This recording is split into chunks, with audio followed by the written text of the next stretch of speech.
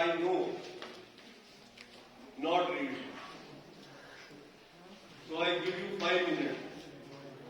Everybody read.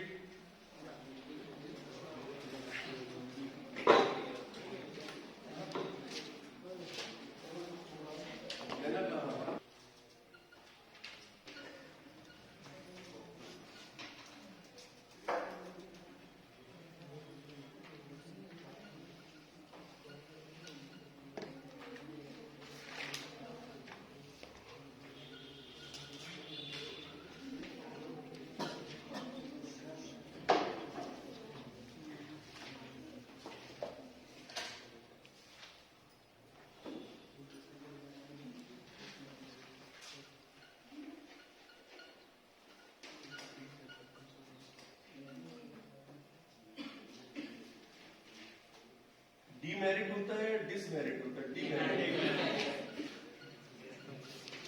Demerit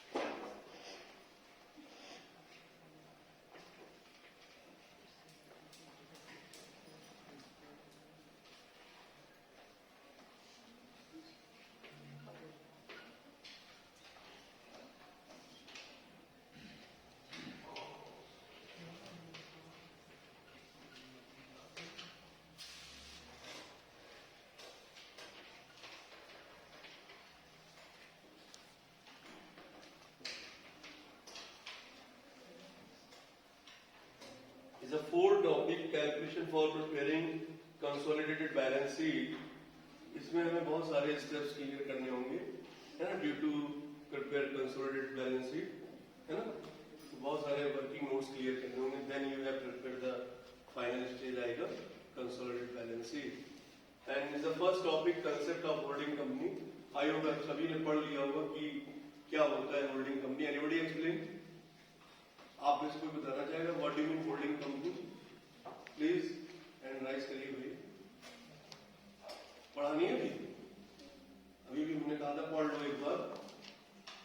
हाँ बताए please, please इसमें ध्यान से भाई।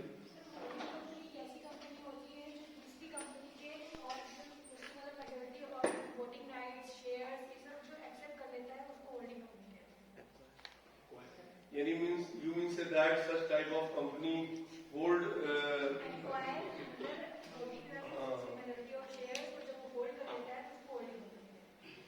अच्छा करेक्ट राइट बैठ जाए बेटे।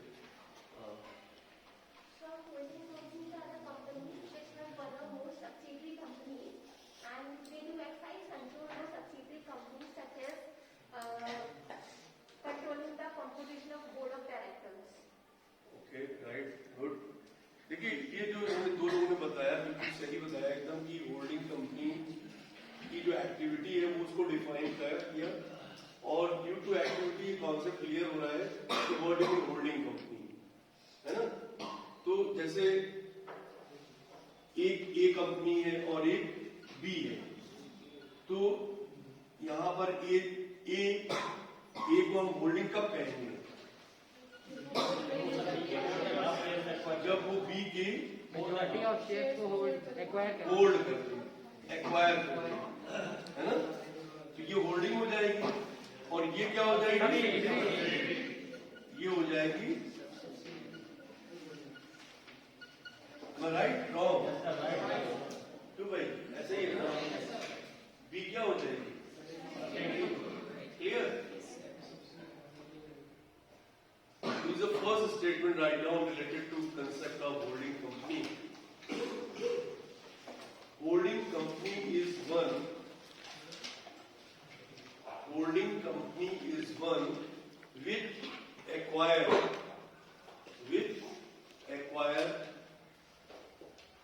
either all or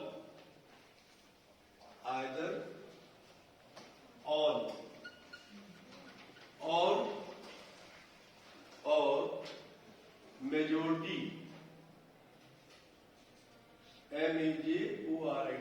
majority of equity shares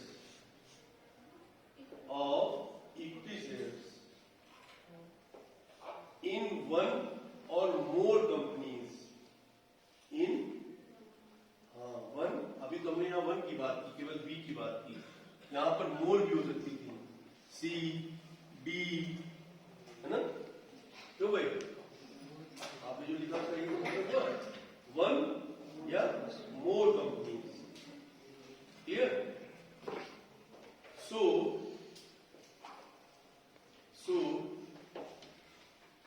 as to secure a controlling interest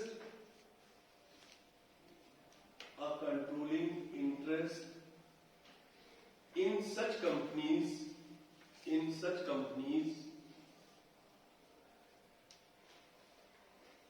which are known as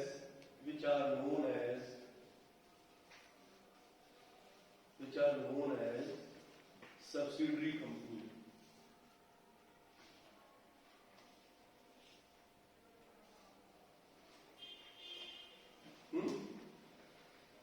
clear? एक वर्ड इसमें और आता है बेटे, वो आता है क्या? सब्सिडरी कंपनी, है ना? सब्सिडरी कंपनी क्या, ये क्लियर हुआ?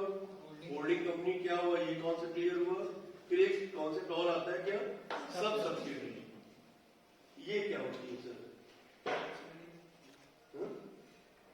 सब्सिडरी किसे कहेंगे?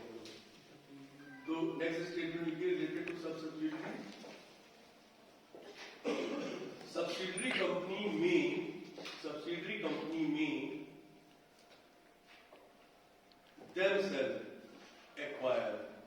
themselves acquire control of other companies.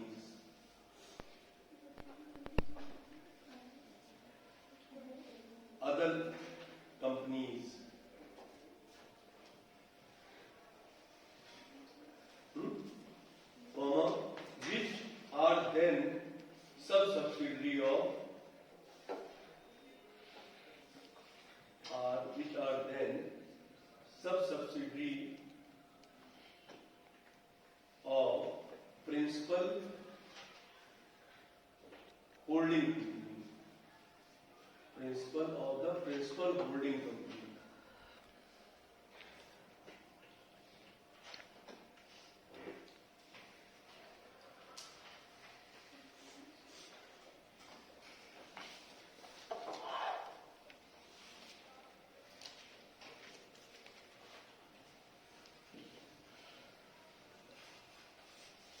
Clear? तो कॉन्सेप्ट की जो बात हो रही थी वो कॉन्सेप्ट इज क्लियर, है ना? नेक्स्ट टॉपिक क्या है आपका? जो है टाइप।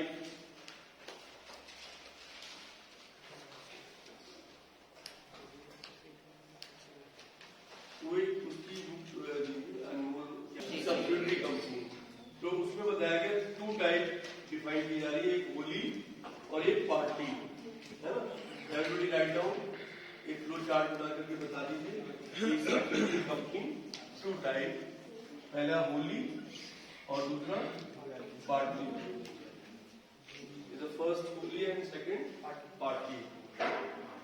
अब ये हम कैसे डिसाइड करेंगे होली और पार्टी बेटे? तो वो एक परसेंटेज है, उससे डिसाइड हो जाएगा।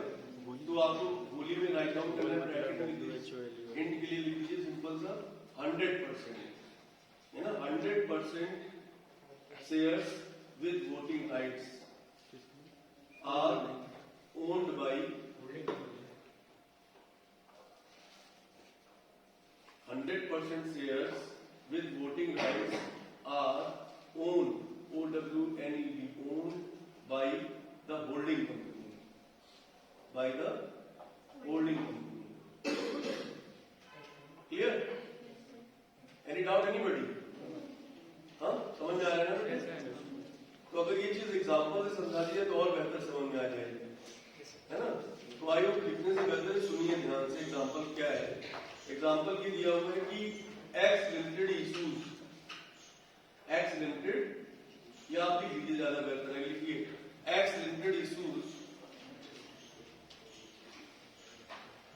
X limited issues 60,000 equity shares. कितने इक्विटी शेयर्स बेटे? 60,000 equity shares of ₹100 each, of ₹100 each, and Y Limited purchase the all 60,000 equity shares, and Y Limited purchase the all 60,000 equity shares. In such case, X Limited is known as wholly owned subsidiary company. इसमें जो है X Limited क्या हो जाएगी? wholly owned हो जाएगी। क्यों? Y Limited ने क्या किया कि X Limited के सारे 100% जो शेयर्स थे विद वोटिंग राइट्स होल्ड किए। तो X क्या बन गया? भाई दो चीजें हैं, एक एक्स और एक वाई। एक्स ने इशू किया, क्यों भाई? एक्स ने इशू किया 60,000 equity shares at the rate of 100 each, है ना? At the rate of 100 each. तो वाई ने क्या किया इसको? इन सारे शेयर्स को उसने क्या किया? परचेस कर लिया। All 60,000 shares, that means 100%. So in such case, X such as treated wholly subsidiary company. Any doubt anybody? Are your concept is clear? Is the first type subsidiary का first type क्या होता है? wholly. Clear? And second partly. And second partly 50%, क्या लिखेंगे? 50%।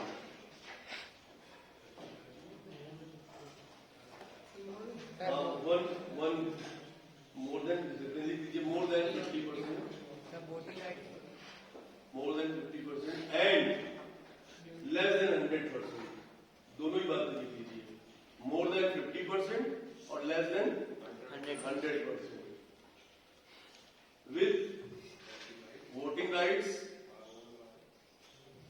are owned by the holding company.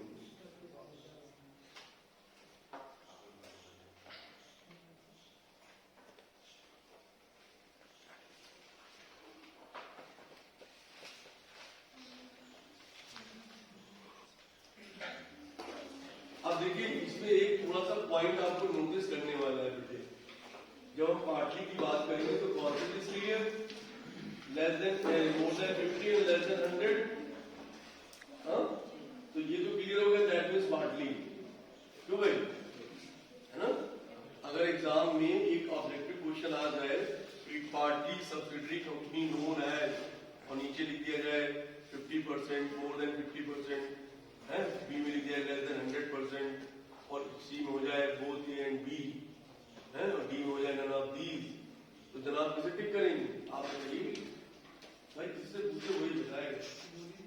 Concentrate रहिए, आप class में लापरवाही मत करिए, तो गुस्सा आ जाए।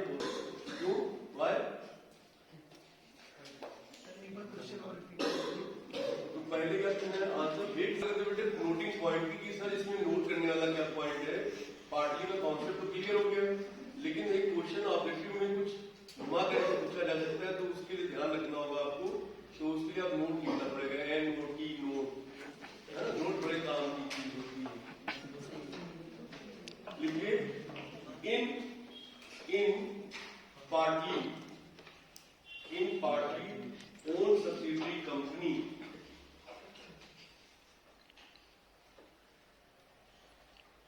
some of the shareholder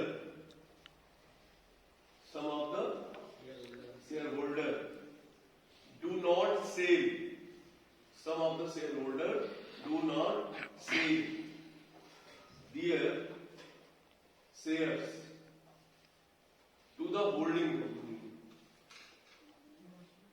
Some of the shareholders do not sell their shares, है ना, to the holding company. Such shareholders are known as minority. क्या बोलते हैं उनको बेटे? माइनॉरिटी शेयरहोल्डर, या एक नाम और है आउटसाइडर। Very good, outsider.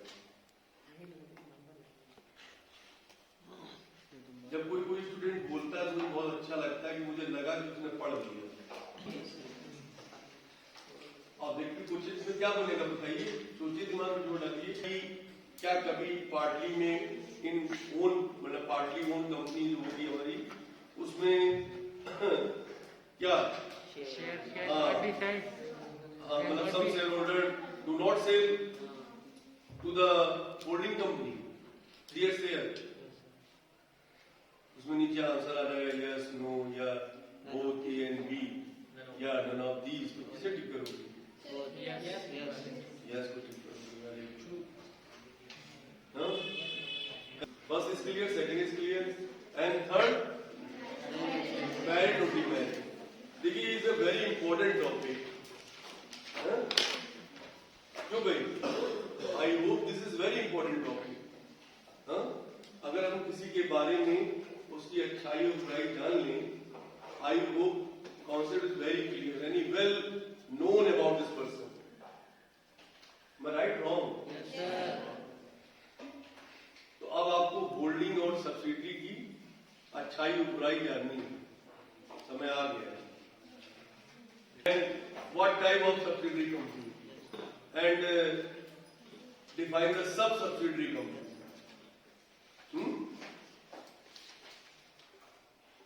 है ना? All these things clear. चलिए भाई, तो पहले शुरुआत करते हैं किससे? एडवांटेज से, यानी मेरिट, है ना? Advantage that means merits. तो उसमें पहले पॉइंट नोट कर लीजिए, फिर मैं एक एक्सप्लेन कर दूंगा। पहली मेरिट बताई जा रही कि easy method of acquiring control. Acquiring control बहुत मतलब इजी मेथड होता है होल्डिंग कॉन्सेप्ट, है ना? दूसरा है merit of self goodwill, merit of या एडवांटेज ऑफ सेल्फ गुडविल। भाई गुडविल होती है, लेकिन यहां पर हम सेल्फ गुडविल को कैश करा लेते हैं। कौन सी गुडविल? सेल्फ।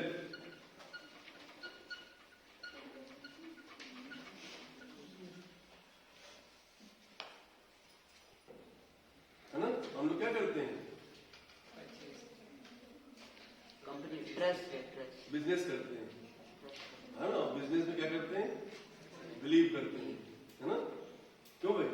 होता है ना सर? ये बहुत कई टाइप की होती है, और जो इसके टाइप है वो डिपेंड है इस पर, पता है? नेचर ऑफ, हाँ, nature of goodwill. Nature of goodwill मतलब आपको ये स्टडी करना पड़ेगा, जैसे rabbit nature, cat nature, dog nature, है ना? इनका जो नेचर होता है बिल्कुल उसी तरह से गुडविल वर्क करती है, उनके नेचर के अकॉर्डिंग, है ना? समझ रहे हैं? जैसे डॉग का क्या नेचर होता है, वहां बैठने में क्या करेगा? बस ऐसी होती है डॉग गुडविल। जैसे सपोज दैट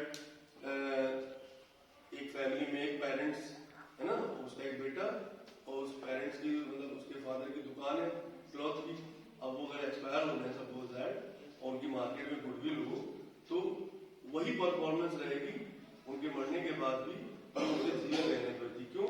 क्योंकि जो उनकी गुडविल है ना, लोग उनकी जो पहचान है, रेपुटेशन है उनकी दुकान की, वो आज भी वो ऐसी ही है। समझ रहे आप? यानी वफादार, समझ रहे आप? आज भी लोग वहां जाकर के कपड़े परचेज कर रहे हैं, समझ रहे हैं? So that is the nature of goodwill, a type of goodwill based on nature. तो इनका तो कॉमन है ना, फर्नीचर। तो भाई साहब आप सही हैं, बैठ जाइए, आप मैरिड किया हो, है ना? तो सेल्फ गुडविल की बात हो रही थी, तो क्लियर हो गया कॉन्सेप्ट। एंड नेक्स्ट पॉइंट आपका है एडवांटेज में बेटे, separate financial result. Separate financial result. और सबसे इंपॉर्टेंट एक एडवांटेज है बेटे इसकी होल्डिंग एंड सब्सिडरी कंपनी की, कि एलिमिनेशन ऑफ कंपटीशन। भैया ये अलग अलग अगर होती इन सबका आपस में क्या होता? जब इन्होंने कहा कि हमने सबको अपने अंडर में, तो कहाँ रहेगा कंपटीशन? बट फिर तो मोनोपोली आ जाएगी ना। नहीं समझ पाया आप? मोनोपोली कॉन्सेप्ट यहाँ भी नहीं क्रिएट होगा। मोनोपोली ऐसे थोड़ी क्रिएट होगा। ये अपने आप में जब इनको ये महसूस होता है क्या खुद नहीं कर इनका जो बिजनेस है वो डाउन होता जा रहा है, ठीक है ना? तो हाँ जैसे टेलीकॉम में देखा आपने, तो उसमें क्या होता है, उसमें ये तो आप क्या लगा वहाँ मोनोपोली हो गई? नहीं, वहाँ तो नहीं हुई ना। जो आप कह रहे हो उसका क्वेश्चन का जवाब आपको होल्ड करेगी किसी को, तो ऐसा थोड़ी कि बेटर परफॉर्मेंस और उसको होल्ड करना है। ये तो मतलब एक म्यूचुअल अंडरस्टैंडिंग कॉन्सेप्ट होगा ही, है ना? है कि नहीं? ये ऐसा तो हमें नहीं लग रहा कि प्रेशर वाली कोई चीज है। लेकिन Vodafone Idea availing income tax, avail, हाँ avail, EVEI, availing income tax benefit. भाई पहले अलग अलग सब पे काउंट हो रहा था, चार्ज हो रहा था, अब क्या होगा? एक पे हो गया। फिर सबसे इंपॉर्टेंट एडवांटेज है क्या? इफिशियंसी इन मैनेजमेंट, है ना? बहुत आसान हो जाएगा कंट्रोलिंग करना, इफेक्टिव मैनेजमेंट कॉन्सेप्ट आ जाएगा, है ना? इफेक्टिव यानी इफिशियंसी इन मैनेजमेंट में इफिशियंसी आ जाएगी, इफेक्टिव मैनेजमेंट। क्लियर? और सबसे इंपॉर्टेंट चीज क्या होगी कि बेनिफिट ऑफ इंटरनल और एक्सटर्नल इकोनॉमिक, है ना? देखिए benefit of internal and external economics,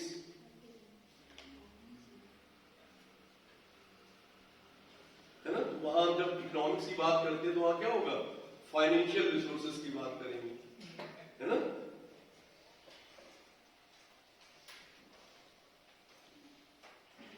clear? बाद में लिख दीजिए अदर, एनी अदर बेनिफिट।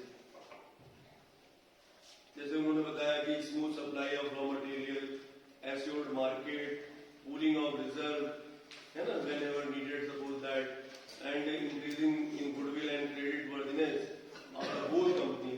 क्योंकि भाई देखिए इनकी भी अपनी गुडविल होगी, इनकी भी अपनी गुडविल होगी, तो नेचुरल है जब ये इन्होंने इनको होल्ड कर लिया, इनकी गुडविल को भी तो कैच कराएंगे, अपनी तो करा ही रहेंगे। जैसे आकाश बाईजूस वही उसी नाम से उसी नाम से चल रहे हैं, बिल्कुल सही कह रहे हैं आप। ये एग्जांपल हो सकता है होल्डिंग एंड सब्सिडरी का। आयोग होल्डिंग में कौन है? होल्डिंग में आकाश है सर, बाईजूस ने होल्ड किया है, बाईजूस ने होल्ड किया है। तो बाईजूस में हुआ ना? Yes sir. भाई ध्यान दीजिए, आप लोग बात मत करिए। कंपनी जो है ना, वो अपने शेयर्स जैसे भी जितने भी फॉर्म जितने भी रेट्स में इशू कर रही है बेटे, और अगर वाई कंपनी उनको परचेज कर लेती ऑल, है ना, या सपोज दैट मोर देन 50% या लेस देन 100%, तो आप ये मान के चलिए कि वाई आपकी हो जाएगी होल्डिंग और एक्स हो जाएगी आपकी, है ना? तो अगर यहाँ पर जो आप बता रहे हैं आकाश और बायजूस वाला बता रहे हैं ना, उसमें आपको ये देखना होगा कि कौन किसके शेयर्स को होल्ड कर रहा है। एग्जाम्पल नहीं बन सकता, वो बन सकता है AMD और रतन टाटा वाला जो- रतन टाटा वाला। ये सब काम आती है। ये जब फ्रॉड क्या बताएगा, fraud in inter company transactions. भाई क्योंकि दोनों इनका कंट्रोल इनके ऊपर है? तो ये अगर इन्होंने कहा कि सेल 5 लाख दिखाओ, ये दिखा देंगे,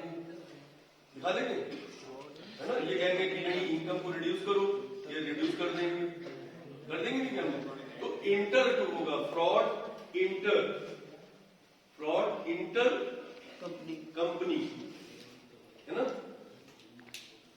transactions, inter company transaction. Clear? Any doubt anybody?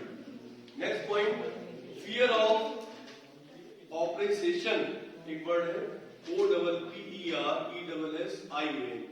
इसका जरा मीनिंग देखो क्या है। डू नॉट से, सम शेयर होल्डर डू नॉट से, ऑपरेट करते हैं रोक दिया, दबा दिया। और सेकंड मीनिंग क्या है? And third, forced appointment of director. Forced appointment, FORCED, forced appointment of director. यानी सब्सिडियरी कंपनी में भी forced and appoint person of the holding company. मतलब ये प्रेशर बना सकते हैं इनके ऊपर कि डायरेक्टर हमारा रहेगा, है ना, ठीक है ना। तो फोर्स डायरेक्टर अपॉइंटमेंट, ये इसका क्या है? डीमैरिट। उसके बाद difficulties in valuation of stock, है ना। वैल्यूएशन ऑफ स्टॉक में बहुत सारे प्रॉब्लम्स आएंगे बेटे।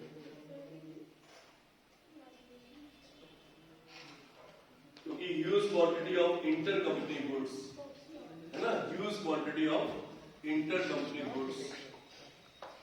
मतलब ये डिफिकल्टी की बात कर रहे हैं हम लोग, difficulty in valuation of stock. उसमें ही बता रहे हैं कि जब ह्यूज क्वांटिटी में होगा कॉन्सेप्ट, है ना, स्टॉक हमारा होगा, तो वहां पर उसकी वैल्यूएशन में, यानी इंटर कंपनी की वैल्यूएशन में क्या आएगी? प्रॉब्लम आएगी। हाँ सर, कॉन्सेप्ट प्रोसेस होते हैं। और फिर स्टॉक को आउटपुट, यानी उसका इनपुट आउटपुट जो फ्लो होता है, उसके लिए ये सब डिस्कस करना है ना। तो ये सारी चीजें जब आप जैसे अब इनका अलग होगा, अगर नॉर्मल क्वांटिटी नो प्रॉब्लम, लेकिन अगर huge quantity of inter company concept होगा तो दिक्कत आएगी, है ना। समझ रहे हैं? अब आप ऐसा करिए, थोड़ा सा अधिक जान। नेक्स्ट इसके बाद है स्पेकुलेशन। क्यों भाई स्पेकुलेशन पढ़ेंगे?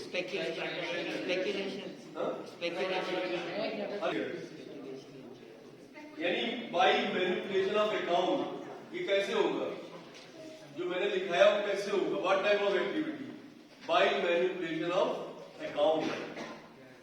ये चीज जो मैंने लिखाई आपको, क्या, हाँ, जो भी लिखाया वो कैसे होगा? By manipulation of account. Accounts को आप मैनिपुलेट कर दीजिए तो वो चीज हो जाएगी जो तुमने लिखी है। Clear? Any doubt anybody? Next, fear of mismanagement. Fear of mismanagement यानी when the group has good number of subsidiary companies and managerial ability is limited, तो देयर आर बी मिसमैनेजमेंट। लोग ज्यादा है, ठीक, और उनमें क्वालिटी नहीं है, नॉट डिजर्विंग कैंडिडेट, वहां क्या होगा? Mismanagement, fear of mismanagement. And last, creation of secret reserve. Creation of secret reserve यानी secret reserve may be created by the dishonest director to the determinant of the minority interest, है ना। Dishonest director अगर हुआ तो वो क्या करेगा? Secret reserve maintain करेगा, उस पर इंटरेस्ट लेगा। समझ रहे हैं? क्लियर? अब अगला जो टॉपिक हमारा होगा कल वाला, न्यूमेरिकल कॉन्सेप्ट क्लियर करेंगे। तो आई होप, मैं चाहता हूँ कि आप पढ़ के आइएगा घर से, है ना। Different type of method, different type of step involve the calculation of preparing consolidated balance sheet. आज हम लोगों ने इतने पॉइंट क्लियर कर दिए।